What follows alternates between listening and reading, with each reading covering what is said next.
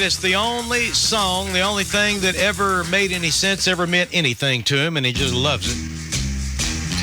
Oh, Charles. Good morning. You're listening to 107.3 FM KJAS in Jasper and 99.1 FM KFAH in Pineland, 33 minutes after the hour and 63 degrees in Jasper. Steve Stewart in the KJS control room and KJS Rayburn Broadcasting owner Mike Lout is being joined this morning by Lequin Hilderbrand, president of the Jasper Independent School District Board of Trustees, to discuss an ongoing matter in Jasper. We go live to the studios here at KJS. Mike Lout and Lequin Hilderbrand. And a very good morning to you wherever you're at this morning. We had some rain to come through here a little while ago, and I was told, I didn't see it, but even some hail. Mike Lout with you this morning, special report here on KJS, and I have the president of the Jasper Independent School District, Lequin Hilderbrand, with me. Good morning, Lequin. Good morning, Mike. We'll tell you how this meeting come about this morning, or this broadcast yesterday. Of course, we know what happened last Friday with the rumors and the innuendo and the things on Facebook and all of that. And then, of course, over the weekend, there was some people that reported the things or whatever, that the coach, Barbay, was no longer with us or was leaving.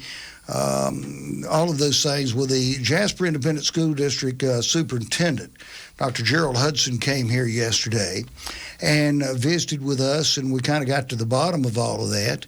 And the superintendent explained what was going on and what had happened and what had not happened.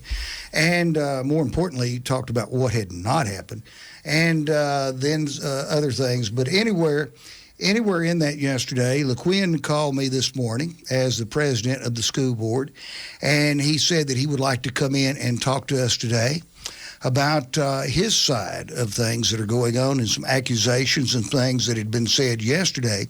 And so I invited Lequin, and I said, we did that live yesterday on the radio. Let's just do this live on the radio today.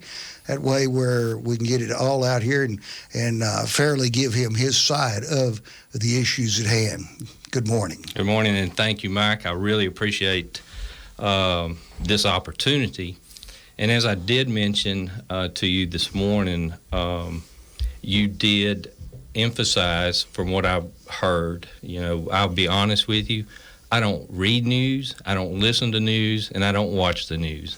Been that way my whole adult life. So, but what people said that you sliced me up pretty good, but from an editorial perspective, and I told you I respect that, and I do.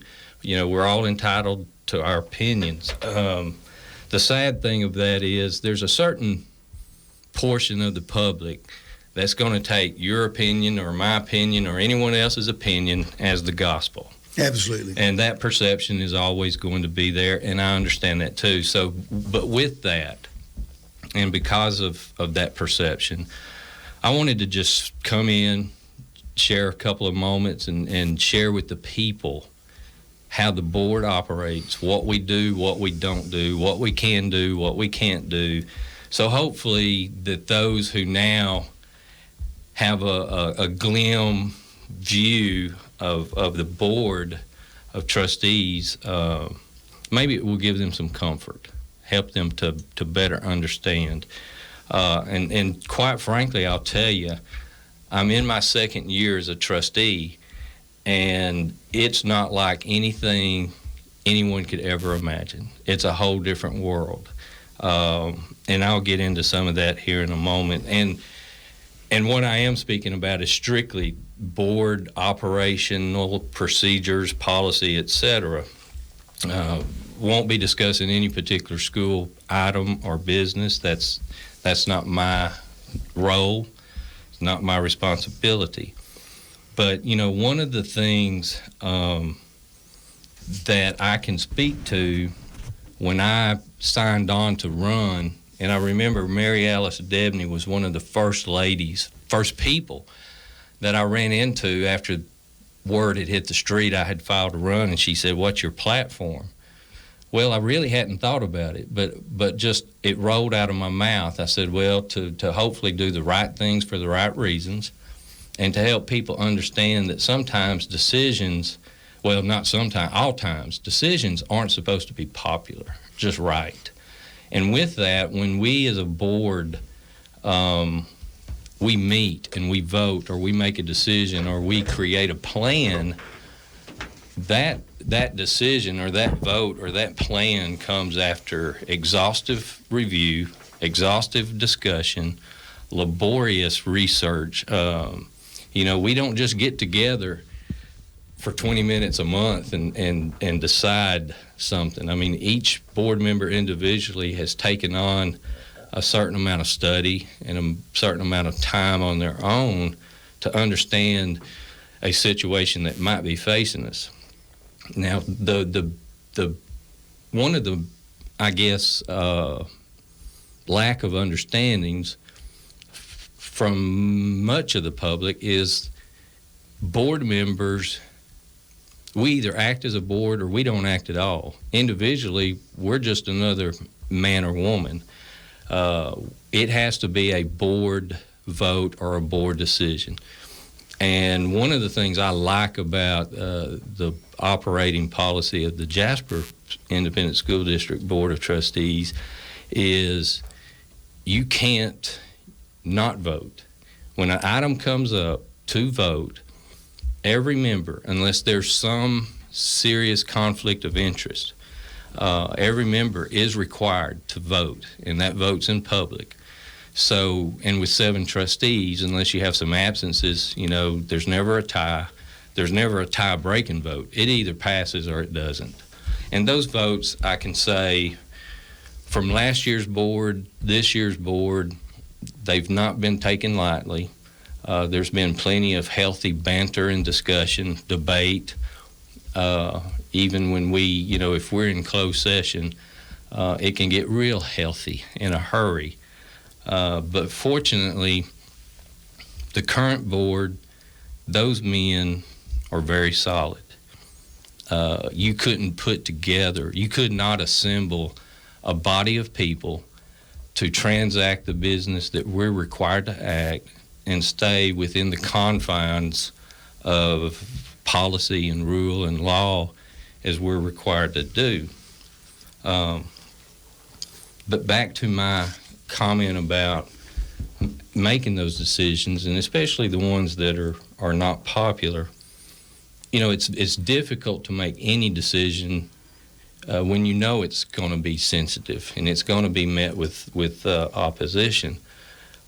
It's compounded by the fact that just the day and the time we live in, where we have just across the world, across America, across Texas, there's just a heavy percentage of people that are just, they want self-gratification and they demand it now. Right. And live in a push-button society. That's exactly right. And sadly, there's an answer to every question and there's a solution to every problem, but it's not going to happen on any predeterminable timeline. And a case in point is this. Within 2 weeks, I think, of my being on the Board of Trustees, I had a young lady in the community that brought a question to me. And as is the case most of the time, I tell them, I don't know the answer, but I can find the answer. Well, it took me 16 months, but I got the answer for her. Mm-hmm. And I called her after 16 months and gave her the answer. And she kind of laughed and said, well, quite frankly, I'd forgotten I even asked that of you, But the truth of the matter is we do strive to get as much information for people as we can. It's difficult because it's really not any one person's job. And one of the things now that the school district has been lacking is that contact source or that communication source. And hopefully that will be resolved, sometime in the near future. As I said, we do have a great board of people. We don't always agree. When we do all agree, it's the givens, but when it comes to the real sensitive or the deep subject matters, and it's going to take some strength and some determination and some will from every individual board member when we meet collectively to reach a decision that we all are comfortable with. We walk away from meetings where we voted, and it could be me, it could be any one of the other 6 trustees. We might disagree with the vote, but then we immediately support the decision, because that's true democracy. Part of disagreeing professionally and in a humane sense is to do it with decency and with respect, and we have that. But I can assure you and anyone listening that our meetings are sometimes not real comfortable because there's so much emotion. I mean, people on the outside are emotional. I can assure them that inside any meeting that we're a part of, it's equally emotional. I mean, it's been just gut-wrenching sometimes. It's been nauseating at times, especially through the superintendent search, because we had 33 applicants, and other than, say, 5, they were all top-notch. I mean, it was just incredible. But, there was one of the problems that school board members and even public school systems, not just in Texas but across the nation, one of the problems they face continuously is this lack of understanding between the public and how the schools function and operate and manage their business. And interestingly enough, in the first 4 months of my being on the board, I spent days and nights researching public school systems across all of America to determine what was working, what wasn't working, what were boards doing, what were they not doing. And more importantly, I wanted to know the whys behind their successes and the whys behind their failures. And in my research a year and a half ago, 2 years ago, I ran across a 2011 Washington Post article. And it was simply this, and it was written by a former educator. He was a former state director of that respective state education agency. And it was all about that lack of knowledge, with the public. And he went so far as to the family level, how most parents don't even know what their child made or what they scored on their last testing. They have no idea. And I immediately saw some reality to that here at Jasper, because it amazed me in just visiting with different employees across the entire district what they didn't know about even their employee policy and benefits, et cetera, et cetera. And so, I spent a good deal of my time just pointing people in the right direction. We can't answer things for everybody. We can help them with information. We can show them where the information is. We can help them get to that information. Our job as board members is not to get into the day-to-day operations of the school business. We may have multiple responsibilities, but primarily our job is to set policy and to adopt a budget. And of course, this past year, budget-wise, and speaking of budgets, every dime is always accounted for. There's not money hid anywhere. And as a matter of fact, people right now, if they don't attend the monthly board meetings and see the financials, they're welcome to get copies of those. But also, if they have access to the internet on our district website, they can see every check that is written, whom it's written to, the date it was written, and the amount of the check. So, I mean, it's there. Some people just, maybe they don't know it's there. Some people don't care that it's there. They just, as some people are complacent and they accept it what it is. But we don't get into but we do establish policy. We are the governing body of the school district. We have very capable, very good, very professional, very smart people all across the district, and it's their job to perform those day-to-day operations. And quite frankly, we take recommendations from administrators. We take recommendations from this person or that person. And a lot of times what we do is we take those recommendations based on the data that we have in front of us, and that's how we formulate our vote or our decision. It's you know, I can't speak for any other board member in this regard, but I feel like they all, I feel like we're all on the same page. I take my role as a trustee very seriously. As a matter of fact, the name trustee speaks volumes. To some people, I think it's just a name on a piece of paper. And it's more to me than a title or a label or a tag. The definition of trustee in itself is probably not widely known, but, you know, we're a servant of the people. We're a steward of the shareholders' money. And I can assure anyone that we've not made any budgetary or any financial decisions that weren't in the best interest of the school district. And when we say best interest of the school district, what we're looking at and looking for is what's best for the students.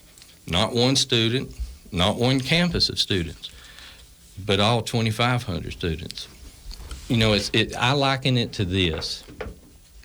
I spent 26 years very active in Jasper Youth Baseball. When I was probably 25 years old, 26 years old, I was elected as president of Jasper Youth Baseball Association. At that time, we averaged about 345 kids. Within 1 year of my, or within the first year of being president, we went from 345 to almost 610 kids. And we had half the fields we have now at the ballpark. We had a huge problem, logistics problem, growing problem, all kind of pains. And Little League Baseball in and of itself, and all of the parents involved, I think my years in Little League Baseball has groomed me for anything in the world. You know, I had the pleasure probably 12, 14 years ago, I'm sitting in a conference room in Dallas, Texas, and there's about 24 lawyers. I'm the only non-attorney in the room. And there were about 8 lawyers from Harvard University, about 8 from a big law firm in Dallas, a couple from Texas, a couple from Mississippi. And one of the Harvard attorneys, or attorneys representing Harvard, asked me basically point blank about my capabilities and wherewithals. And I said, 25 years of Little League Baseball will prep you for just about anything you'll ever face in life. But I remember just for 2 years just getting beat up and beat up and beat up. And 1 year we revived the opening day ceremonies where every kid is playing on a field that day. So we had 610 kids in brand new, you know, that's when we went to the Major League replica uniforms, which we caught opposition about, but it was probably one of the best moves JYBA ever made. But we've got 610 kids on the field, all of the coaches, all of the team sweethearts, and it was the most beautiful sight in the world. And usually I stand out of the way and let people have their moment, but I did take the opportunity that morning to stand in front of some of those naysayers and some of those negative Nellies and say, this, and I'm pointing to the kids and the teams on the field, this is why I do what I do. I'll take the heat, I'll take the beatings, because that's part of it. You know that. You've been mayor, you know that. So, but it's just good sometimes to explain to people what we can and can't do. We can't make any decision, we can't render a vote without it being open to the public. And for people who aren't at those public meetings, the minutes of those meetings, which are very particularly detailed, are available in writing to anyone who asks. Now, I guess the caveat to that is, and where a lot of people I think maybe get confused is, as with you, when you were mayor, you go into executive session with your council members. We as a board, we go into closed session. We can't speak about those things. Absolutely, you're correct. And we cannot, while we're in closed session, we don't vote, we don't make a decision, we just have that healthy banter discussion that I was mentioning earlier. And they can get really healthy, as I'm sure you're aware. The sad thing is this, and I'm not speaking to Jasper City Council or Jasper School Board, but no doubt, whether it's a grand jury, whether it's city council somewhere in America or some school board in Texas, something's going to leak out. You know, and that's unfortunate. And to me, it's gut-wrenching, because when I take that oath of office, which includes confidentiality when you're in those settings, I take those serious. As mayor, former mayor of Jasper, and as a newsman, I fully am aware of the Texas Open Meetings Act and the deal about the executive sessions. You cannot go outside and discuss anything that takes place in those executive sessions. I'm very well aware of that. However, that did not ever keep me from, as mayor or any of my city council members, from talking freely with the news media or whoever after they come about other things. They just couldn't talk about that. But as far as any deal where I, as the mayor, or other members of the city council couldn't talk, it's a free country. They could go out and talk and do whatever they want. They just couldn't talk about that. Are you aware that also in the Open Meetings Act there is a rule against reaching a consensus outside of meeting? Correct. Has that ever happened in the Jasper Independent School District, where you, members of the school board, basically come to a decision outside of a meeting? Not personally aware of that. Okay. No, sir, I'm not. And the only thing you say yesterday, or you said this morning, there in this deal here too, that I kind of sliced you up yesterday. And, yes, sir. And I thank you and commend you for saying I didn't hear it, because most people that come to me about something that's in the radio or on the internet, they won't tell me that they didn't personally hear it. So I'll tell you what I said. I said it was my opinion that this school board had more secrecy than any other school board that I've ever seen. Right. What would you say to that? I would say that you're just mistaken, because I can assure you there's no secrecy. As a matter of fact, if I had to place one fault on myself, and there's plenty of them, and I've even addressed this to the other board members, a fault of mine is sometimes I'm too free with what I say. I'm too quick to speak, and I'm certainly not wanting even the perception or the hint of a perception that somebody or the board as a whole is withholding something, because that's not how I act or how I operate. As a matter of fact, to give you an example of how above everything that I not only expect myself to conduct business, but I ask it of everyone else on the board. And it goes back to when Dr. Scusa, after he had announced his retirement, and he and I were visiting one day, and he asked me when we were preparing for the next board meeting, when we would sign the official retirement agreement, and he looked at me and said, "What do you think the other members are going to think?" And I said, and just man to man, I looked at him and I said, "Well, Dr. Scusa, I don't care what they think, but I do care what they say. And if I have anything to say about it, they're not going to say anything negatively. They're not going to say anything against you or about you. They're not going to say anything hurtful or harmful.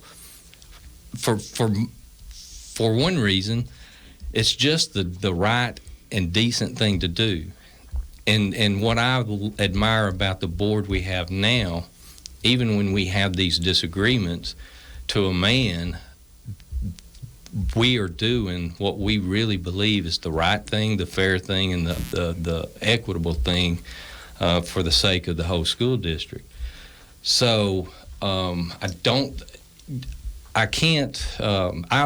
guess my comment or reply to your comment about the secrecy or hiding things, I would just challenge anyone. I mean, if anyone really believes there's anything being hidden, the Texas Attorney General's office is quick to investigate matters like that. There's nothing. I mean, I have nothing to hide anyway. Yesterday, the superintendent was here, and we asked him about the status of Coach Barbay, and he said that Coach Barbay's status had not changed. And that he was still there and everything was still the same. His status had not changed. I have 3 reliable sources within the school district that tell me that bottom line, that Mr. Barbay, the coach, has been told that effective March the 20th, that there will be a change in his assignment and he has to accept it or not.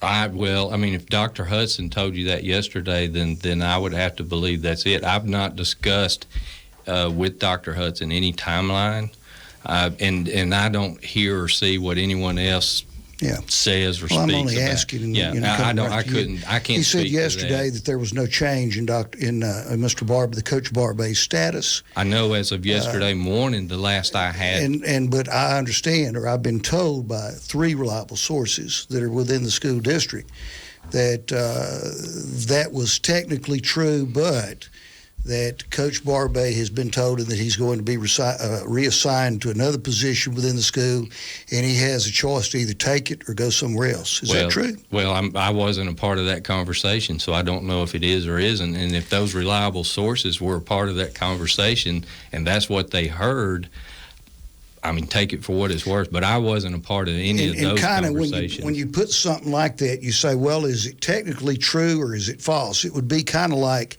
if I was planning to move KJS to Kirbyville, and I had already bought property down there and signed a deal on the property. But you asked me today, is KJS moving to Kirbyville? And I told you, KJS is right here in Jasper at 765 Hemphill Street. So technically, I would be telling you the truth, but at the same time, I would be deceiving you. Well, I wouldn't say deceiving because, if you knew you were moving to Kirbyville. It's either... Lequin, it's either a dog or a cat. I agree with that. But if I'm not a part of the kennel club, I don't know if it is a dog or a cat. Okay. See? And then also, I understand that I'm going to ask you another question. Does any of these decisions have to do with the playing or any student involved in athletics at the school that's a member that's perhaps maybe connected to a school board member? Not that I'm aware of, and I hope not. Okay. Well, I certainly appreciate you coming in today. Well, Mike, I appreciate Also, yesterday, he said that he was clearly to state that Jasper was not big enough for athletic director and a coach in 2 separate positions. Who stated that? Dr. Hudson. Okay. And I understand that that's one of the options that's been explored in recent days. If that's been explored, I've not been a part of that exploratory team. Thank you. Now, I can say this. Personally, and as a trustee, I will say this. While personally, I would love to see a separate AD, separate head coach, it's not suitable for Jasper ISD. Well, the superintendent said that yesterday, too. Okay. Well, I didn't hear. Like I said, I don't listen to news. I like y'all's Friday afternoon rock and roll show, but I don't listen to news. And usually in the middle of the day, I'm so busy, I don't know what's coming or going. Well, I appreciate you coming here today, and as always, KJS always offers all sides of the scenarios. Absolutely, and thank you, Mike, for giving me this opportunity. Yeah, and I think really appreciate you for calling me this morning and wanting to come here, and I want to extend that courtesy that KJS is Jasper's radio station. Yes, sir, absolutely. And we're always glad to have issues and all sides of the issue. Yes, sir. You bet. I'm glad to do it. Thank you. This is Mike Lout for KJS Radio News. Thank you, gentlemen. KJAS Radio News time, 2 minutes after 11 o'clock, 64 degrees in Jasper right now. This is 107.3 FM KJAS Jasper and 99.1 FM